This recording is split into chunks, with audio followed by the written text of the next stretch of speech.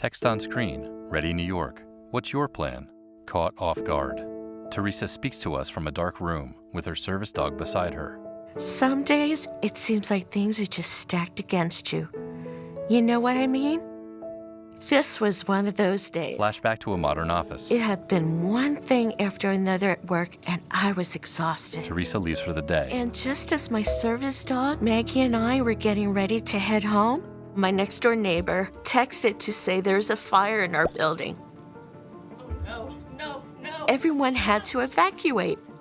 I tried not to freak out, but everything I owned was in that apartment. She re-enters the office. Maggie sensed I was upset and came close to calm me down. She's a great comfort to me when I'm stressed, and it makes a huge difference. Sitting at her desk, Teresa pets the dog. I began to look at what was on hand in my office to help me. All I found was a toothbrush, dog treats for Maggie, and a gluten-free energy bar, which I need because I have celiac disease. My purse had my ID and some medical information cards, but almost all of my critical documents and medical records were back at the house. The phone rang, and it was Crystal, who lives next to me. She's part of my network of friends and relatives who understand my disability, and she helps out in all kinds of situations. It was really good to hear her voice. Teresa talks on the phone. Crystal is a real character. In the old days, she'd be called a worrywart. But that woman knows how to handle a crisis. I could hear sirens in the background, but Crystal was so calm.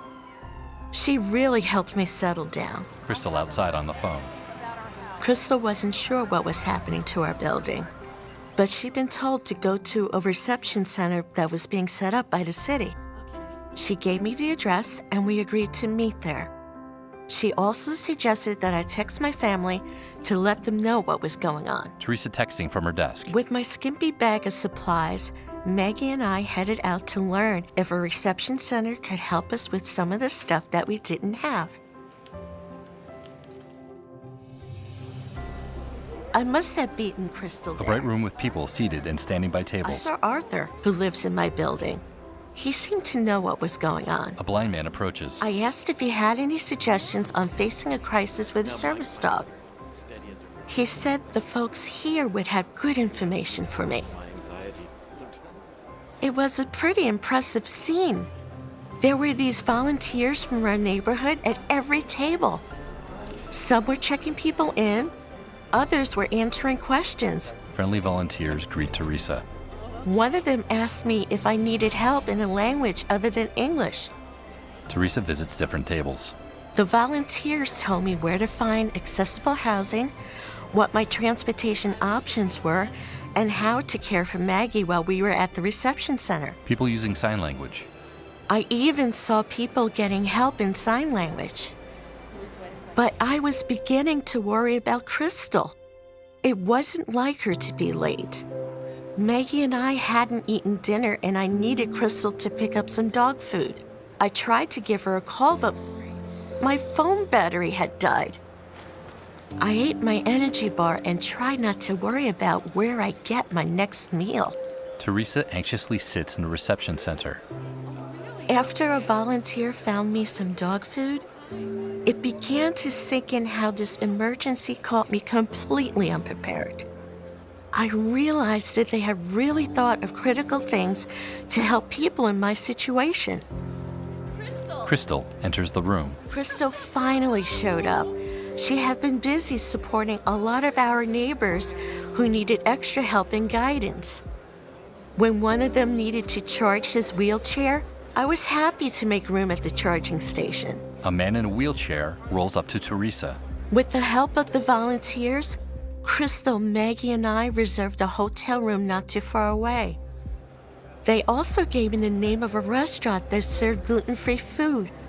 I was so hungry. Teresa and Crystal leave the center. We spent a long, anxious night away from home. But the following day, we were ecstatic to learn that our apartments were unaffected by the fire.